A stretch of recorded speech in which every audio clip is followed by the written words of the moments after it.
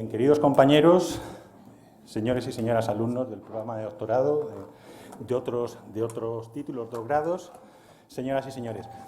Voy a ser muy breve porque realmente hoy tenemos el honor de escuchar a uno de los grandes maestros juristas hispalenses, que es algo en lo que después mi querido compañero Fernando Álvarez Osorio va a hacer especial hincapié, uno de nuestros maestros, ¿no? que es el profesor Pedro Cruz Villalón. Los alumnos que están esperando fuera pueden sentarse, no se queden de pie, tienen aquí sitios. Bien, decía en Juan de Mairena Antonio Machado que no había maestros sino buenos discípulos.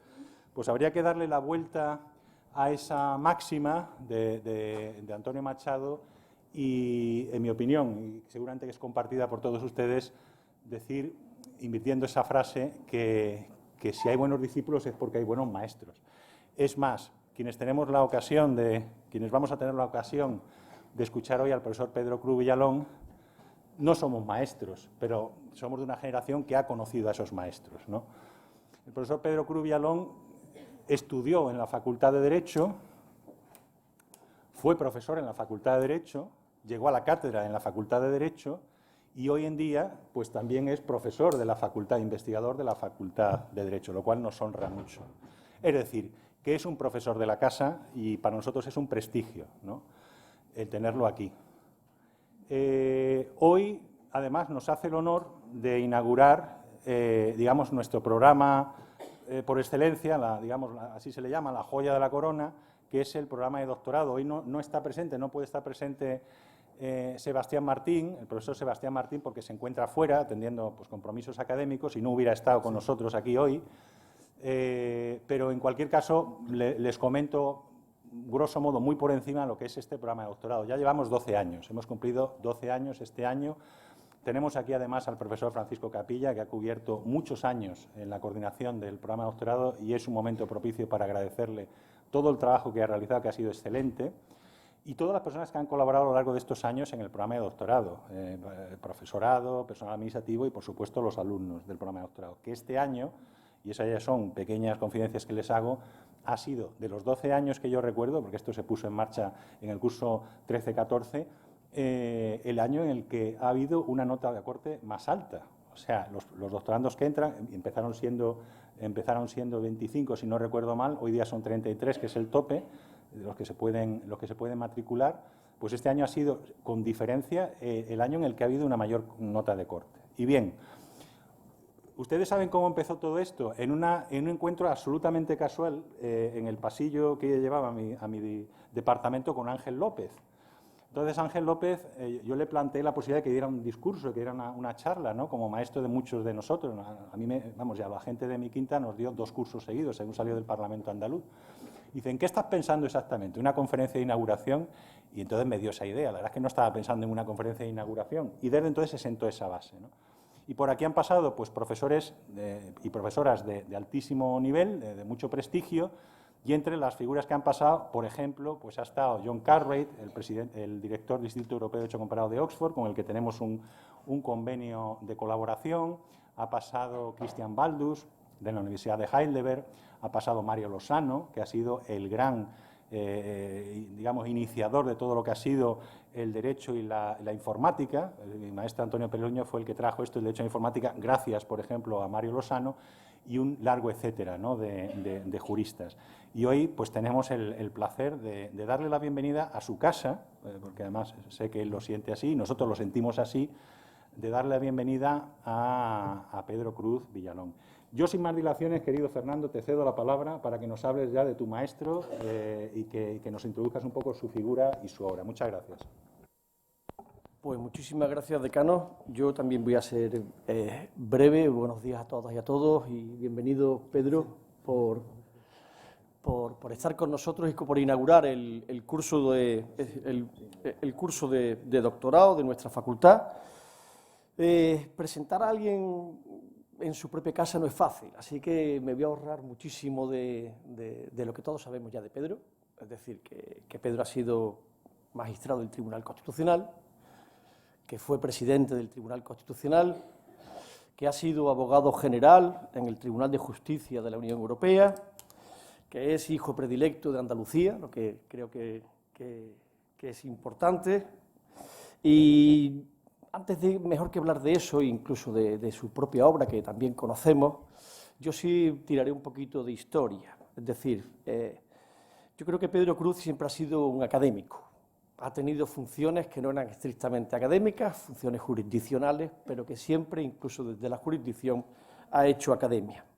Academia en la medida en que sus textos, se pueden leer las sentencias en las que ha sido ponente o en las que ha participado, o en las conclusiones que realizó como abogado general, señaladamente el caso Ackerberg, por ejemplo, traigo a colación, o el caso Gauweiler, pues son más que conclusiones, tratados de derecho constitucional, en un sentido amplio, como ahora diré. Pero quiero tirar de una cierta historia. Pedro Cruz ha sido un académico y ha sido profesor de esta casa y sigue siendo profesor de esta casa. La vida lo llevó a otros derroteros, pero creo que sus raíces están aquí y a mí me gustaría hoy enraizarlo. Pedro Cruz fue, como acaba de decir el decano, nuestro profesor, a mi generación le tocó como profesor, ha sido vicedecano de esta casa, ha sido director del departamento y siempre ha mantenido una relación estrecha con el Departamento de Derecho Constitucional y la seguimos manteniendo de nuestra universidad. Pero Pedro Cruz tiene heterónimos, y hay un heterónimo, y con eso voy a concluir, que como Pessoa, que me parece que nos puede enganchar. Y Pedro Cruz es también el jurista persa. Puede que el jurista persa sea otra persona distinta de la de Pedro, pero creo que no. Creo que hay algo muy suyo en esa figura que yo siempre, no sé por qué razón, casi romántica, lo imagino a caballo, atravesando nuestra geografía y terminando por leer la Constitución, porque este jurista persa es un hombre inquieto, quiere saber y quiere entender cómo es la Constitución española. Y hace mucho tiempo Pedro Cruz escribió un artículo que ha pasado a ser paradigmático cuando uno quiere entender qué ha dicho la Constitución española sobre la descentralización política, que se llamaba La curiosidad del jurista persa, ¿vale? Y el fenómeno de la descentralización en España. Pues bien, ese jurista persa yo creo que es el que vamos a ver hoy aquí. El jurista persa ha vuelto a armar su caballo, ha vuelto a recorrer el territorio, pero ha ampliado la frontera. Ya no es el problema de la desconstitucionalización de nuestro Estado autonómico, sino que el territorio se le va a agrandar. Y se le va a agrandar porque se va a dar cuenta que España, que la Constitución española también, por necesidad, forma parte de un todo más integrado también constitucional como es la Unión Europea. Y eso, este Estado integrado en un espacio supranacional, constitucionalmente disciplinado, y ahora lo verán, va a llevar a Pedro a plantearse una serie de preguntas que yo creo que, si no lo he interpretado mal, y espero que no, van a surgir de su exposición. Eso nos va a llevar a pensar si nuestra Constitución española puede entenderse hoy como un documento jurídico cerrado sobre sí mismo, plegado sobre sí mismo, y si la interpretación de la Constitución española no exige empezar a pensar, y ahí está el 135 de nuestra Constitución para demostrarlo, que España forma parte de un todo constitucional mucho más amplio que el de nuestro territorio. Y las conclusiones o las preguntas finales son importantes. ¿Cómo cabe entender nuestra Constitución hoy? El jurista persa vuelve a preguntarse cómo cabe entender hoy la Constitución española cuando España forma parte de un ente mucho más extenso, compuesto, complejo, como es el de la Unión Europea, y sobre todo, una última pregunta, ¿cómo cabe entender hoy la justicia constitucional cuando la justicia constitucional o nuestro Tribunal Constitucional parece que le cuesta entender que España efectivamente forma parte de ese, diré, Estado federal que supera al 93 a la forma de integración de nuestra Unión Europea y cómo al final el derecho europeo quizás haya llegado el momento de que empiece a formar parte de nuestro canon de interpretación de nuestra Constitución, que ya no es la española, sino que es la Constitución integrada por muchas constituciones y por un ordenamiento como el ordenamiento europeo que no solamente prima, sino que tiene eficacia directa y además forma parte o es una parte esencial en la defensa de nuestro Estado de Derecho, como ahora veremos. Y yo creo que con esto, Pedro, consigo presentarte, simplemente decir que tienen aquí a un profesor de la casa, que se llama Pedro Cruz Villalón, y que tienen la oportunidad pues ahora de escucharlo y nuevamente entre todos aprender a ver qué nos dice este jurista persa que nuevamente ha cogido su caballo. Pues muchas gracias, profesor Álvarez Osorio. Profesor Cruz, tiene usted la palabra, le escuchamos con mucho gusto. Muchas gracias.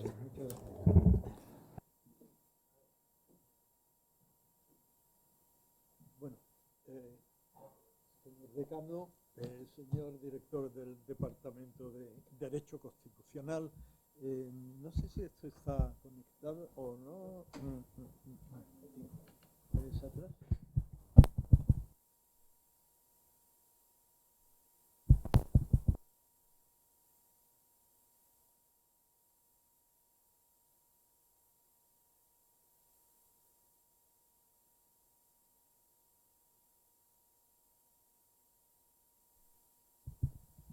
¿Sí uno? Sí.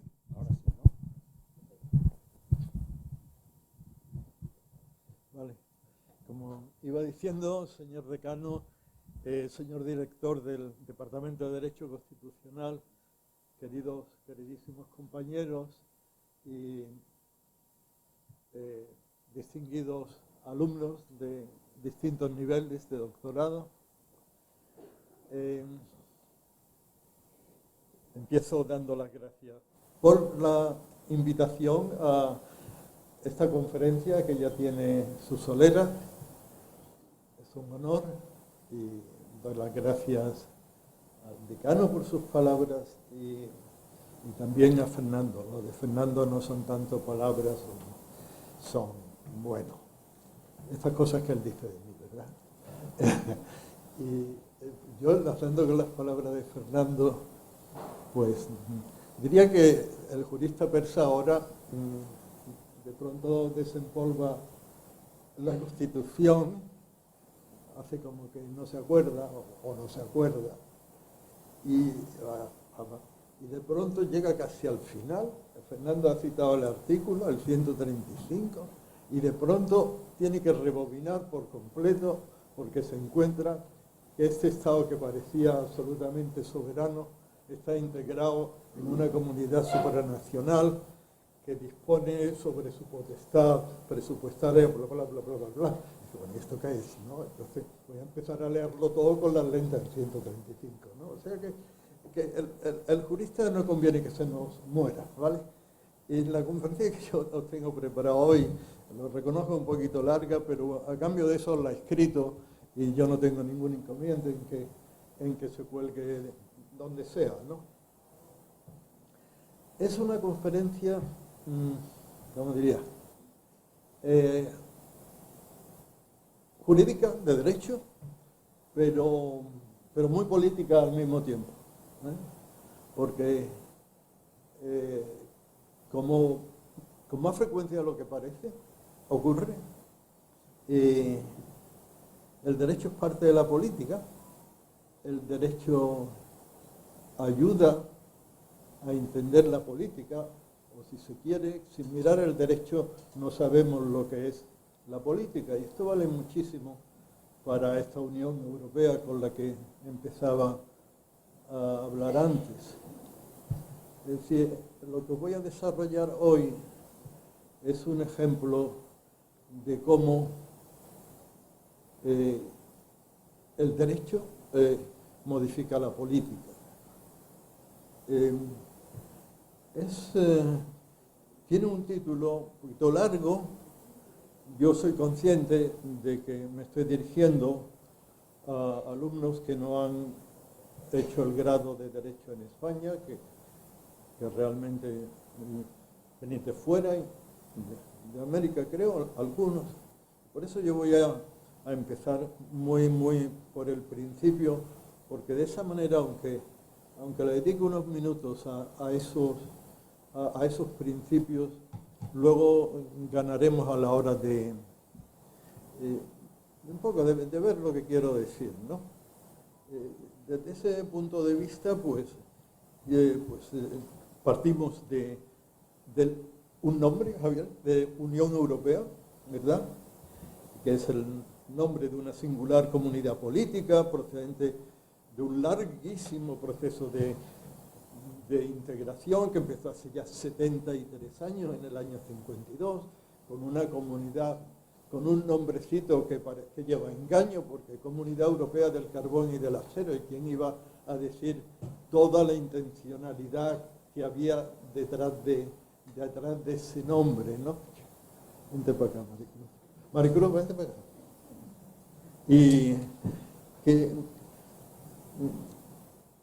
Y cómo a partir de ahí, de esa CECA, como le llamamos, se creó la Comunidad Económica Europea en el año 57, y que yo tengo un recuerdo de aquel día vaguísimo. Tenía yo ese día ya 11 años, mi hermano Jesús cumplía los 11 años ese día, no, tú cumplías un año, cumplías ese día. Y bueno, ¿cuál es la peculiaridad de esta comunidad? Pues que es una comunidad que funciona intensamente por medio del derecho. O sea que el derecho tiene una importancia política, ¿eh? y ya ahí el lazo con el tema, tiene una importancia política. Primero porque lo que entonces eran 3 comunidades se dotan de un tribunal de justicia de las comunidades europeas para ello, con la misión de interpretar autorizadamente esos tratados, ¿no? Eso ya es una peculiaridad. Pero luego, en cuanto empieza a funcionar ese Tribunal de Justicia, se dan cuenta que tienen que ver, o van a tener que interpretar un derecho que es muy particular, que es un derecho que casi no tiene precedentes, ¿eh? Y entonces, a partir de ahí, ellos, al cabo de pocos años, 10 años, pero vistas de no son tantos, tienen unas sentencias que son hitos. Por eso la palabra hitos que he llevado al título, hitos o momentos determinantes, ¿no? En el sentido de Bruce Ackerman, que le sonará a muchos de ustedes. Y entonces lo que hacen es un trabajo autorreferencial, ¿vale? ¿Qué quiere decir? Que empiezan a hablar del propio derecho. El derecho de la Unión empieza a hablar de sí mismo, empieza a decir lo que es. Antes de interpretar lo que el derecho de la Unión dice, va a decir lo que el derecho de la Unión es. Y eso lo hace a principios de los años 60 a través de 3, bueno, digo 3 pero singularidades, pero se puede, ¿no? Es decir, las sentencias Costa-Enel, la sentencia Simmental y la sentencia, por esa debía haber empezado, Van Helmont. En Van Helmont se proclama que el derecho de la Unión se proclama a sí mismo como con eficacia directa.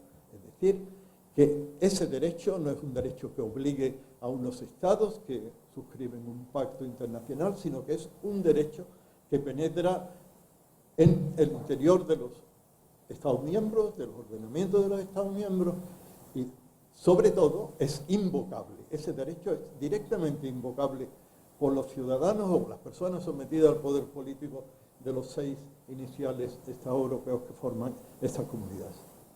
Ese es el efecto directo. Luego, ¿qué dice de sí mismo? Dice, o quizás debería haber empezado porque es un ordenamiento autónomo.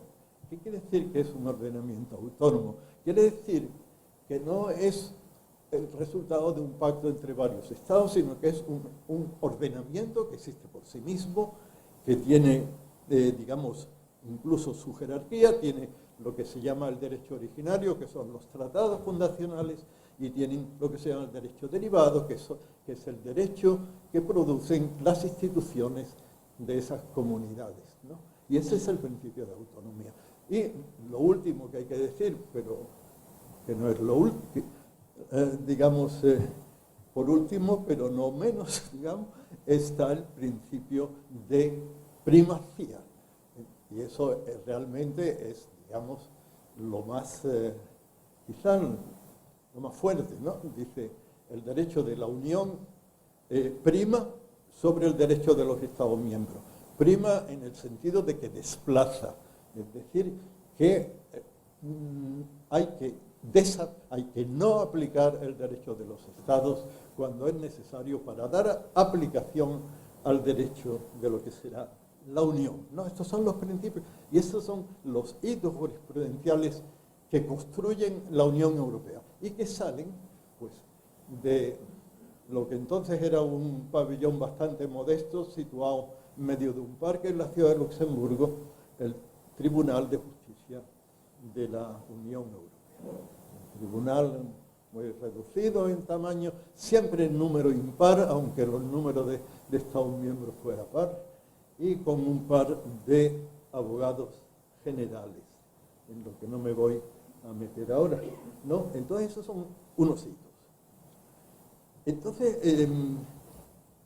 ya digo que eso es una construcción, digamos, autorreferencial, pero luego va a haber también una serie de hitos, de grandes manifestaciones, que tienen un carácter sustantivo, es decir, que hacen proclamaciones respecto, no ya de lo que el ordenamiento de la Unión es, sino de lo que el ordenamiento de la Unión dice, ¿no?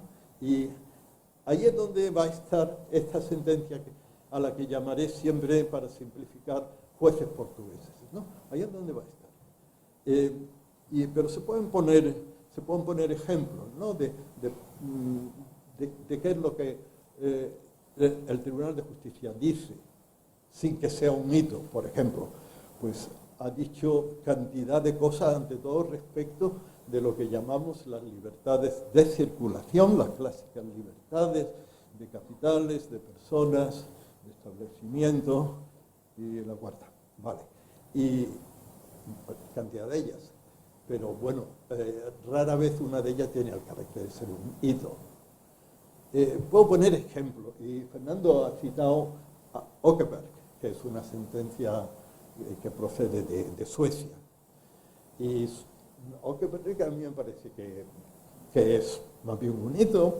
¿Por qué? Porque hace una interpretación extensiva de la Carta de Derechos Fundamentales, en virtud de la cual los derechos fundamentales en los Estados miembros son, en un porcentaje considerable, que no voy a decir si son el 35 o el 40 o lo que sea, son los derechos de la Carta e interpretados por la Carta, con todo lo que eso acarrea de desconcierto por parte de los tribunales constitucionales nacionales.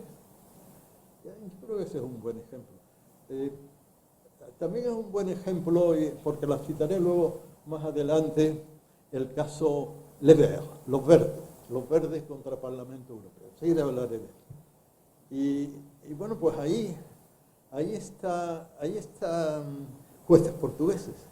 La sentencia de 26 de febrero de hace ya 7 años. Y digo un nuevo hito. Una cosa que tiene 7 años, llamarla nuevo solamente puede ser en un sentido de perspectiva histórica, ¿no? Un nuevo hito. Y ahí tengo que explicar un poquito de qué va todo eso. Vale. Bien. Yo comienzo diciendo de qué va jueces portugueses. O la consecuencia, ya lo he anunciado, o no lo sé. La consecuencia ha sido que ha tenido el efecto de situar la configuración del Poder Judicial en el interior de los Estados miembros bajo la supervisión del Tribunal de Justicia de la Unión Europea. Eso es lo que hace jueces portugueses, y solamente ese enunciado ya da a entender hasta qué punto eso tiene una trascendencia política. Es puro derecho y es pura política, las dos cosas. Voy a desarrollar mi tesis, esta que acabo de anunciar en 3 pasos. Primero, cómo estaban las cosas en 2018. Segundo, aquí junto, por qué, cómo y en qué consistió el cambio en esta materia. Y tercero, cuáles han sido las consecuencias constatadas y las consecuencias posibles para el presente y futuro de la Unión. En primer lugar, ¿cómo estaban las cosas? Bien, para eso hay que hacer una distinción muy clara entre dos categorías, que son acceso a la justicia y calidad de la justicia. Hay que pensar en eso muy limpiamente, muy claramente. El acceso y la calidad.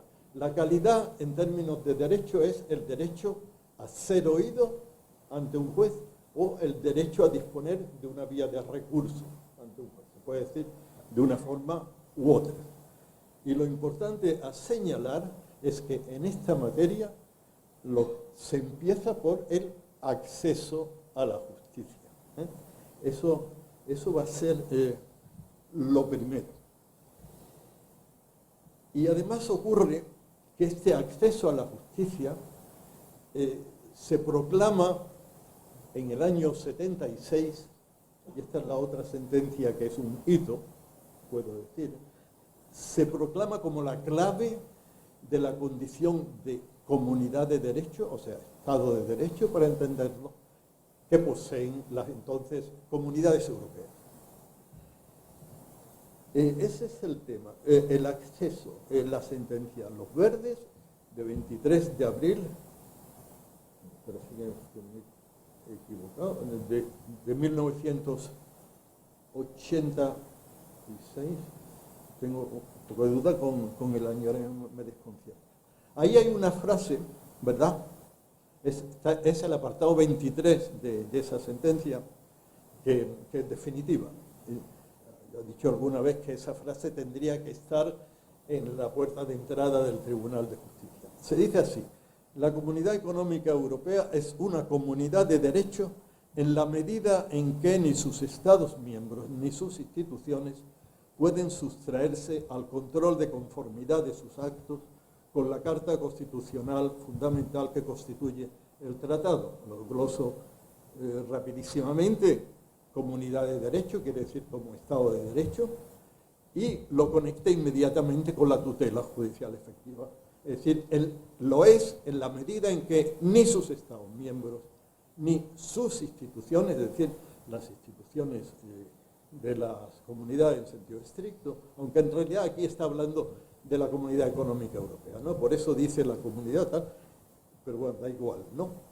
Pueden sustraerse al control de conformidad de sus actos, control jurisdiccional, no se pone la palabra pero se entiende, con la Carta Constitucional fundamental que constituye el tratado. Entonces esto también es importante porque los jueces se sitúan un poco en la categoría de lo constitucional, es decir, la categoría de lo constitucional con todo lo que eso representa estaría presente en el derecho originario de las comunidades europeas. Y se dice con la Carta Constitucional, pero qué duda cabe que en realidad es conformidad con todo el ordenamiento de la Unión, no solo con la Carta Constitucional. Bueno, pues esta frase ilustra muy bien la idea de el acceso a la justicia, el derecho a un juez como la clave del Estado de Derecho. Y ahí, bueno, no voy a entrar no era un caso de una importancia tremenda, esto pasa a veces, ¿no? Ninguno de estos hitos tuvieron su origen en un caso de una importancia en sí misma fundamental. Lo importante es lo que dijeron.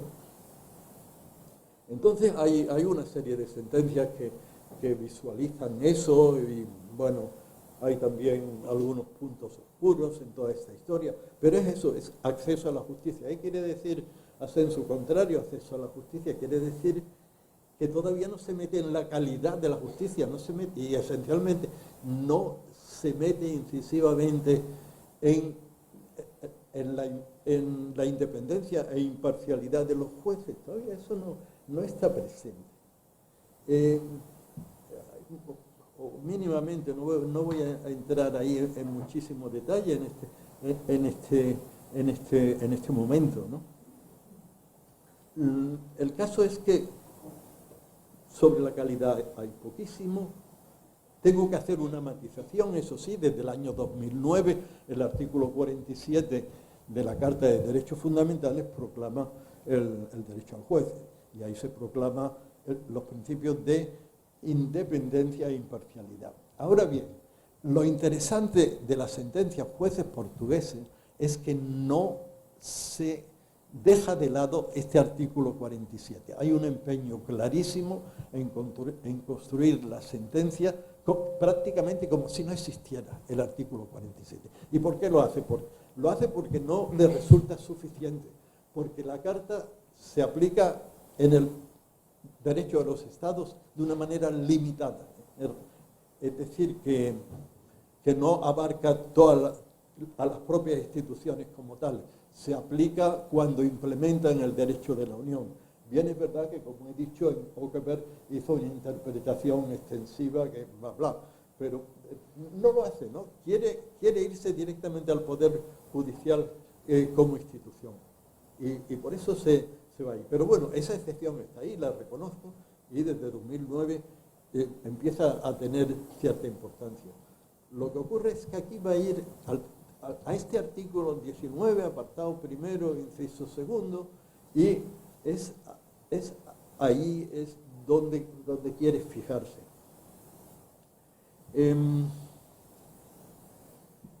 Por tanto, lo que vamos a tener es, por un lado, el artículo 19.1.2, donde obliga a los Estados miembros el tratado hoy de la Unión Europea, y de aquí en adelante, cuando diga el tratado, me refiero al Tratado de la Unión Europea, obliga a los Estados miembros a que establezcan, y se dice así, las vías de recurso necesarios para asegurar el cumplimiento para asegurar una tutela judicial efectiva en el cumplimiento del derecho de la Unión, en dotar la eficacia al derecho de la Unión. Entonces, este artículo es el que va a ser la clave, pero no solito. Va a ir inmediatamente apoyado por el segundo de los artículos del tratado, el artículo 2 de la Unión, que se refiere a los valores de la Unión. Y os leo el primero de las dos frases de ese artículo 2. La Unión se fundamenta en los valores de respeto de la dignidad humana, libertad, democracia, igualdad, Estado de Derecho y el respeto de los derechos humanos, incluidos los derechos de las personas que pertenecen a minorías. ¿Vale? Esto, digamos que es fundamental retener estos tres renglones. Es decir, que jueces portugueses va, digamos, a reformular un artículo que inicialmente aparece como un derecho procesal de vías de recurso, con el apoyo de este artículo 2, por tanto, el artículo que está en la misma cabecera del tratado, justo detrás del 1, que lo que dice es que se crea la Unión, inmediatamente los valores. Y el problema será si esos valores tienen una eficacia jurídica efectiva, incluso directa, o no la tiene. Es un tema que yo creo que todavía está abierto, hasta qué punto tiene esa eficacia directa tan clara. ¿Qué es lo que pasa? ¿Cómo se llevó a cabo este cambio? ¿O por qué? Primero, ¿por qué el cambio? Las razones son políticas, ¿vale? ¿Son políticas en qué sentido? En el sentido de que desde 2010 un Estado y desde 2015 otro que se le suma, Polonia y Hungría, se produce una degradación del Estado de Derecho en esos estados que afecta de manera muy singular al estatus de sus jueces, al estatus de sus propios jueces. Y en la medida en que la Unión considera que los jueces de los Estados miembros son funcionalmente jueces del derecho de la Unión, ellos consideran que eso implica que también orgánicamente son sus jueces, ¿vale? Y esa es la historia. Entonces, ante ese fenómeno, ¿qué cabe hacer? El Tratado de la Unión tiene una previsión, y esa previsión es de naturaleza política. Es la contenida en el artículo 7 del tratado, que prevé dos posibilidades alternativas según la gravedad del atentado que se produzca a los valores de la Unión en un tratado u otro, adoptar determinadas medidas en las que en este momento no merece la pena perder ni medio minuto.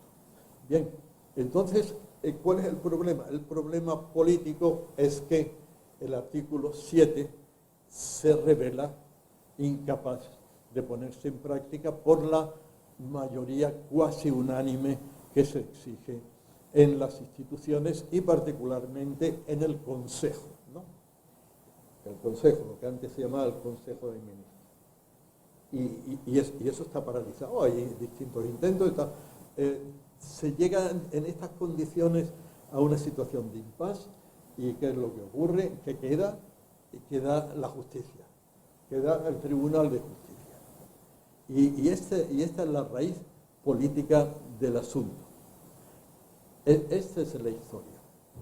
Ahora, a partir de aquí, ¿cómo se lleva a cabo esta especie de entrada del Tribunal de Justicia? La primera condición, evidentemente, como en el caso de un Tribunal de Justicia, es que alguien lleve el asunto a su mesa. Es decir, les planteé el tema, les planteé una demanda que concierne a esta situación. Y para eso hay dos procedimientos. Uno, el recurso de incumplimiento por parte de la Comisión o bien por parte de otro Estado miembro, o la cuestión prejudicial, que ya sabéis más o menos cómo funciona. Pues bien, estos elementos se dan, es decir, a partir del año 15 y tal, hay tanto recursos de incumplimiento por la Comisión como cuestiones de inconstitucionalidad procedentes de Polonia y luego de Hungría, planteando el problema. ¿Vale? Esa es la primera condición que se cumple. La segunda condición, ya lo vengo diciendo, es que la Unión disponga de una base jurídica que permita responder judicialmente a este desafío de estos estados que están transgrediendo los principios del Estado de Derecho. Y esto es lo que declarará el Tribunal de Justicia, que existe esa base jurídica y que esa base jurídica es este artículo 19 del tratado, apoyado en el artículo 2, los valores de la Unión, ¿vale? Jueces portugueses es una cuestión prejudicial, ¿verdad? Y esta cuestión prejudicial viene del Tribunal Administrativo Supremo de Portugal, el equivalente de nuestra Sala Tercera del Supremo, y el asunto de origen es una demanda que presentan esta asociación sindical de jueces portugueses, yo creo que es la única. En España tenemos la desgracia de tener asociaciones profesionales ideologizadas. En otros ordenamientos lo que se tiene es una organización sindical que defiende los intereses propios, por así decir, sindicales de estos jueces. Ayer la Asociación Sindical de Jueces Portugueses, quien eleva al Tribunal Administrativo Supremo la demanda de una serie de consejeros, pero de naturaleza judicial, del Tribunal de Cuentas portugués. Y la queja consiste en que se le han reducido los salarios en el marco de las medidas de austeridad que la Unión obligó a adoptar a los Estados a raíz de la crisis que se abrió en 2008, ¿no? La crisis financiera, ¿no? Esa es la historia. ¿Cuánto tiempo llevo? ¿Vamos? Sí, vamos bien. Lo curioso de esta cuestión prejudicial es que tiene una pregunta muy, muy simple. Vamos a ver, simple, compacta para lo que son las preguntas que plantean vía cuestión prejudicial los tribunales nacionales. La leo entera porque es que es muy importante. La preguntita, digamos, irónicamente, era esta.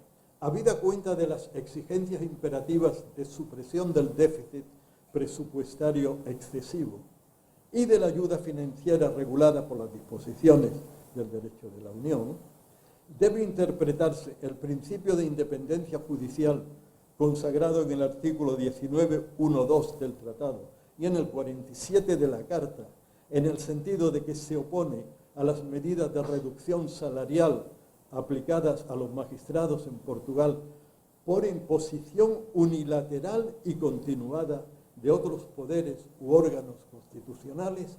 Esa es la pregunta. Como veis, 6 renglones, pero donde hay ahí material explosivo a tope, ¿vale?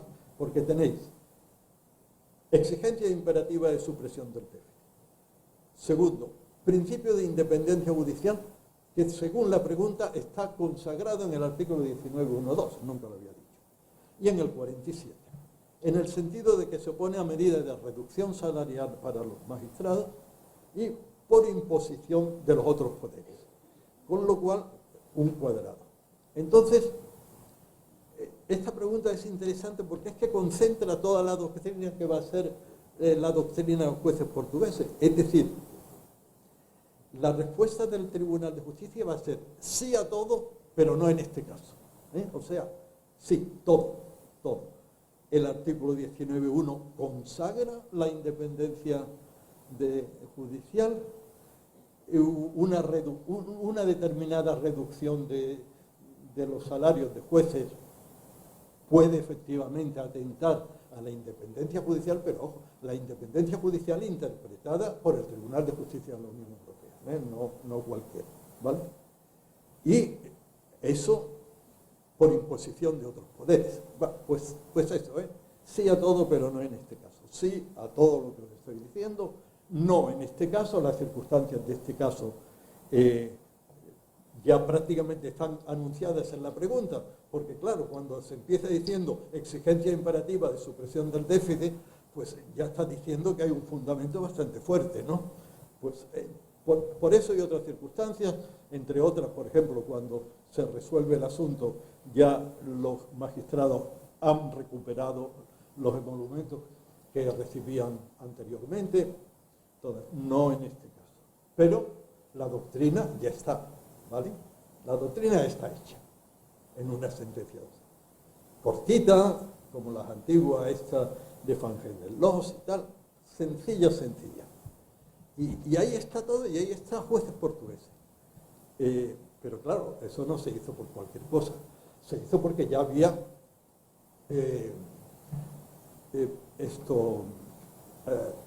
habría recurso por incumplimiento de la Comisión, no de los otros estados, había cuestiones prejudiciales y tal, y a los pocos meses se empieza a aplicar esta doctrina jueces portugueses con toda naturalidad. En el año 19 se condena, se declara que Polonia ha vulnerado los valores de Estado de Derecho, independencia judicial, por la razón de que ha aprobado una ley en virtud de la cual se reduce drásticamente la edad de jubilación de los magistrados de ese Tribunal Supremo, con el agravante además de que al presidente de la República se le autoriza para dejar en su puesto a los señores que han rebasado la edad, pero que sin embargo gozan de su simpatía, ¿vale?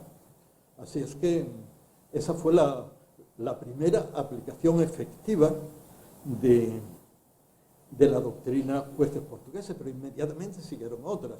Ahora mismo podemos estar hablando fácilmente 25, 30, por ahí, ¿vale? Y sigue, ¿no? Sigue y, por ejemplo, bueno, no os tengo que poner muchos ejemplos porque ya estoy hablando demasiado, pero ese es el hecho. Se han metido, por ejemplo, en las normas que regulan el Consejo Nacional del Poder Judicial de Polonia, incluso alguna es procesal. En algún caso, una sentencia se dedica a establecer con más precisión qué alteraciones del nivel de retribuciones de un juez de un Estado miembro puede equivaler a una agresión a su estatus. cantidad de cosas, ¿no? Ahora mismo la más llamativa que está pendiente ahora es que hay una sentencia frente a Polonia, frente a una ley polaca que recortaba las posibilidades de un juez polaco para elevar una cuestión prejudicial. Se condenó a Polonia por eso, hace, yo creo que ya cerca de 5 años o 4 y medio. El Tribunal Constitucional polaco hizo una respuesta furibunda, dijo que eso no era la unión que ellos habían firmado, a la que ya habían adherido, bla, bla, bla, y tal. Y la comisión tardó 2 años en plantear un recurso por incumplimiento frente a Polonia por esta salida de tono del Tribunal Constitucional. Hay ya las conclusiones del abogado general y para diciembre se espera que haya sentencia. O sea, el tema está ahí. Y por supuesto, los abogados generales enseguida empezaron a decir, bueno, vamos a ver, ¿esto a dónde va a llegar? Es decir, ¿hasta qué nivel de detalle se va a controlar del Poder Judicial de los Estados miembros? Hasta ahora no han conseguido recortar o, si se quiere, contingentar esa proclamación de principio, ¿no? Se ha planteado algo que no viene a cuento en este caso, que es un principio de no regresión. Es decir, mientras las cosas estén como estaban cuando se ingresa en la Unión, ahí no nos metemos. Ahora, como se rebaje o se altere la legislación en términos un poquito menos garantes, si se quiere, entonces sí nos metemos. Y eso es el principio de no regresión que se utilizó precisamente para Malta, para la isla de Malta. Entonces, ahora que cómo estamos, y ya con esto termino. Entonces, la conclusión es, por una parte, que no tenemos, digamos, una noción de hasta dónde se puede llegar, primero en materia de la propia independencia del Poder Judicial, pero también y sobre todo si otros valores del artículo 2 de la Unión se van a tratar como se trató el valor Estado de Derecho. Hay una descripción de los contenidos del Estado de Derecho en lo que llamamos el reglamento condicionalidad, que es un reglamento, conocerán muchos de ustedes, y ahí, en la cabecera de ese reglamento, hay una definición no exhaustiva en realidad de contenidos del Estado de Derecho, y ahí, por ejemplo, ahí se incorpora un procedimiento legislativo transparente, limpio, no sé qué, no sé cuánto, y la democracia es otro de los valores del artículo 2. Pues imagínense ustedes que a la Unión o al Tribunal de Justicia le pareciera oportuno entrar en ese ámbito. Pero lo que sí es seguro es que, y esto también está pendiente de sentencia y ya hay conclusiones, es que el tribunal va a tener que decir si, habéis visto que el artículo 2 termina diciendo los derechos humanos, incluidos el respeto de los derechos de las minorías, ¿no? Vale. Entonces, entre las minorías, una de las más reconocidas es las minorías en temas de orientación sexual. Y eso ha dado lugar a un recurso de la comisión, y ahí han intervenido con observaciones un montón de estados, un recurso de la comisión frente a Hungría, porque el caso es húngaro, con motivo de una legislación que en sus efectos últimos se puede decir que estigmatizan a estas minorías de orientación sexual. El caso se llama eso, LGTBI. Y hay ya unas conclusiones de la abogada de origen croata, se llama Tamara Chapeta, y la sentencia se prevé para el invierno, ya han empezado a deliberar. Va a ser una sentencia importantísima, evidentemente. Otra cosa es que la respuesta del tribunal, digo, la pregunta es importantísima, la respuesta no tiene necesariamente que ser tan interesante como la pregunta, pero podría serlo. Por tanto, así es como estamos por una parte, y por fin, desde un punto de vista político, ¿qué se puede decir? Los Estados miembros, excepto los afectados directamente, han aceptado con bastante tranquilidad la sentencia jueces portugueses. Yo personalmente no hubiera estado tan tranquilo, pero no me corresponde a mí decirlo. El caso es que se ha aceptado, pero bueno, esto tiene precedentes. Es decir, cuando se proclamó la primacía del derecho de la Unión absoluta, los Estados estuvieron muy tranquilos. ¿Por qué? Bueno, pues porque la Unión, en aquel caso las comunidades, se ocupaban de cosas muy reducidas. Bueno, pues ahora los Estados... No, eso a mí no me va a tocar, pero España tuvo que enfrentarse con jueces portugueses hace año y pico, con motivo de la legislación, que primero recortó las competencias del Tribunal de Justicia, del Consejo del Poder Judicial llamado en funciones, luego le devolvió la competencia en el punto concreto de los magistrados del Tribunal Constitucional, que correspondía al Consejo reelegir, y ahí el Tribunal Constitucional tuvo que enfrentarse con esto, se hizo también un buen lío, pero ahí están las sentencias. Por tanto, un éxito político. Yo he escrito matar moscas a cañonazos, ¿no? Y así están las cosas. El futuro de este supuesto hito es que termine no siéndolo, porque el Tribunal de Justicia se venga atrás, o por el contrario se confirme que no es un hito en la construcción, sino que es un hito en la transformación de la Unión Europea, ¿no? Suponiendo que dé eficacia incondicionada al artículo 2 del tratado. Y con esta reflexión termino. Seguramente lo mejor es que se quede en un término medio, pero eso está por ver. Muchas gracias.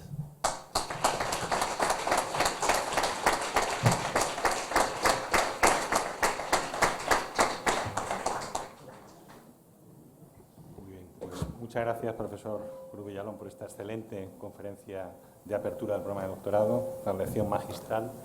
Y sin más dilaciones, ¿qué quieres abrir? Generalmente no, pero podemos abrirlo teniendo en cuenta la presencia aquí, además de muchos colegas y de alumnos. Si alguien quiere formular alguna pregunta o alguna duda al profesor Cruz Villalón. Mucho gusto. Sí, la profesora Maricruz Arcas. A ver si... Sí, Maricruz, dime. Yo quiero, bueno, lo primero felicitar, porque ha sido, que no me incorpora tan felicitar, ¿no? Ya lo ha hecho. Para que es que se está grabando. Bueno, hablo desde aquí, no pasa nada. Ahora, ya lo pasamos así. Gracias, César. Bueno, pues decía que lo primero felicitarlo porque ha sido toda una lección magistral la que nos ha dado y se le agradezco mucho, sobre todo teniendo en cuenta que además de los alumnos de doctorado hay muchos estudiantes de primer curso que estamos iniciándolo en el derecho de la Unión Europea y con esta presentación han tenido esa visión holística de todo lo que puede hacer el tribunal por los valores, que al final es lo que nos interesa de la Unión Europea, todo lo demás es transitorio, lo que nos interesa son los valores. Pero bueno, a mí me deja muy esperanzada ver el futuro que nos plantea. Sí, hay muchas cosas abiertas, podemos llegar muy lejos, pero si miramos hacia atrás me deja un poco desesperada, ¿no? Cuando veo, por ejemplo, cómo se ha terminado el caso con Hungría, con el chantaje de si queréis mi voto para las sanciones con Rusia. Aquí jugamos entre lo político y lo jurídico y siempre nos deja un poco inquietos.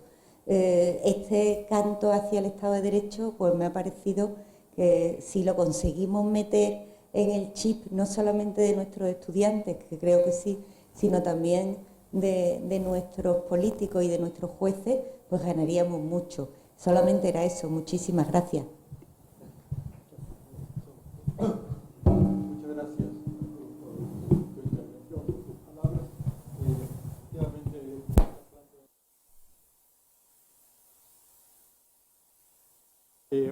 A mí, ¿qué te voy a decir?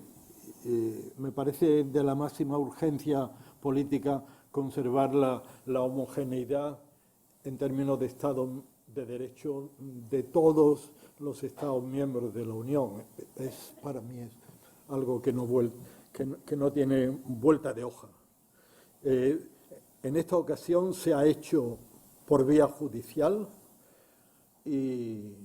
pero para mí que hubiera sido mejor que se hubiera hecho por vía política, por vía de sanción política. Eso para mí está asegurado. Y eso está ahí, el artículo 7 está ahí, y ahí debe estar. Y eso es lo que garantiza que efectivamente todo el mundo está detrás, y el que vote que no se le pone la cara colorada, ¿no? Es decir, es que no va a salir. Bueno, por la votación, de verdad, ponlo de verdad a votación, ¿no? Pues ya ha intervenido la Comisión, ha intervenido el Parlamento. Venga, pues el último paso, ¿no? Y yo creo que eso no se debe olvidar nunca. Es decir, el mecanismo político ha fallado y ahora se ha hecho así. Se ha hecho así y bien, bueno, bienvenido sea si se quiere, ¿no? Ahora, para mí no es el mejor de los precedentes visto en términos políticos y para el futuro de la Unión. Ese es mi planteamiento. La otra consideración que yo quisiera hacer es que la Unión Europea tiene por delante problemas estrictamente políticos, de desarrollo, de futuro, que de verdad que hay que afrontarlos, ¿no? El otro día leí un artículo de Prodi que me gustó muchísimo en esa línea, diciendo, bueno, que el tiempo se acaba, ¿no? Y bueno, eso es lo que te podría decir. Gracias, entonces. ¿Alguna pregunta más? Sí, un alumno. Adelante, por favor.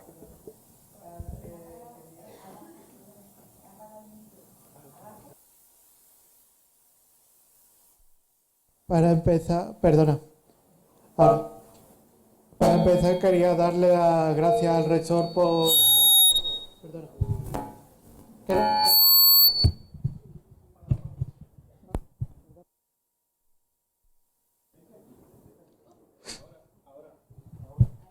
Bueno.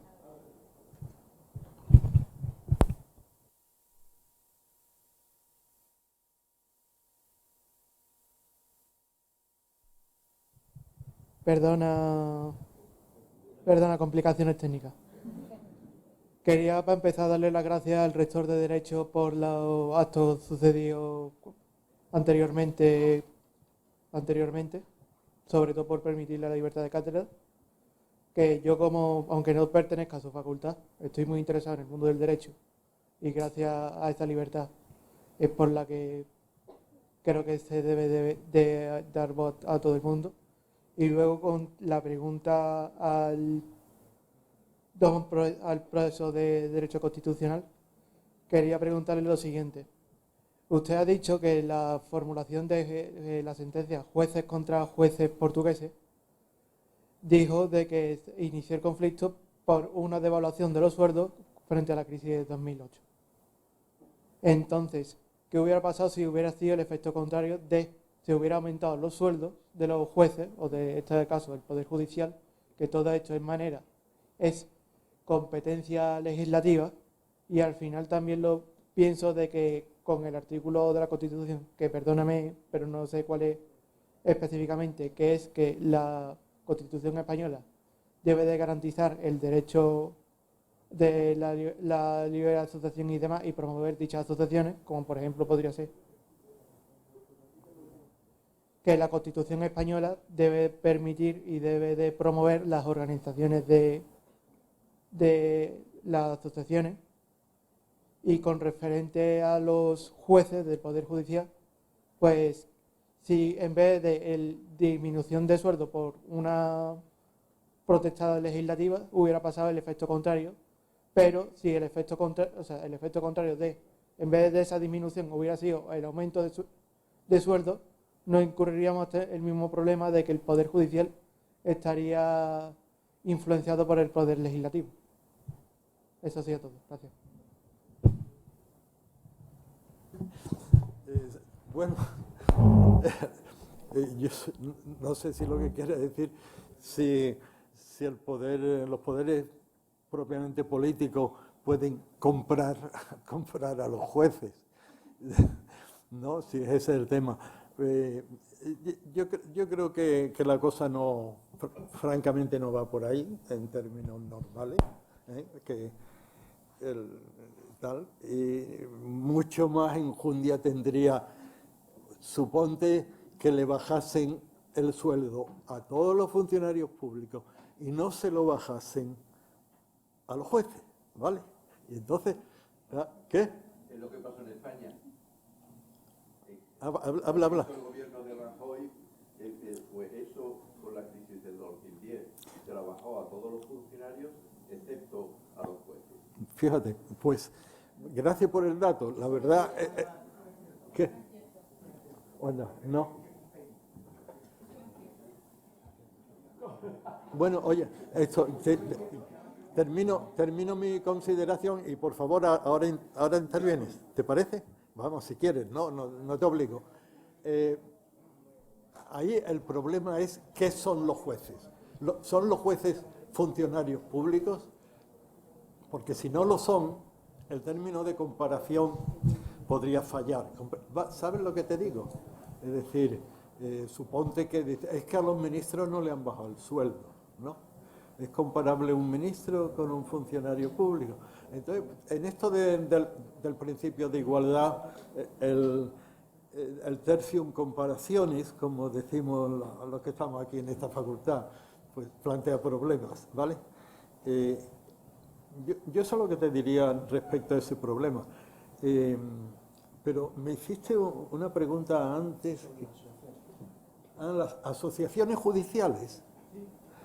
Y de las asociaciones judiciales, ¿qué es lo que querías? Sí. Resulta de que la Constitución, según hay un artículo específico de la Constitución que, digamos, se promueve la libertad de las asociaciones y se velará por el desarrollo de dichas asociaciones. Sí, claro. Sí, efectivamente, ahí se dijo no pueden sindicarse, pero tal, ¿no? Y entonces hemos tenido pues esta historia de las asociaciones ideologizadas, que ha sido una consecuencia, yo creo que indeseada de nuestra situación actual, ¿vale?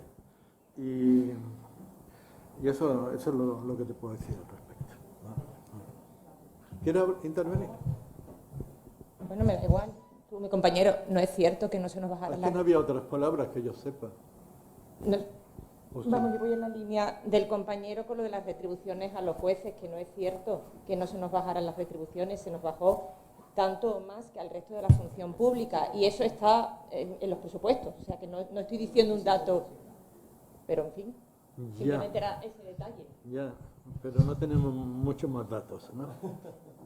Sí, en los presupuestos está.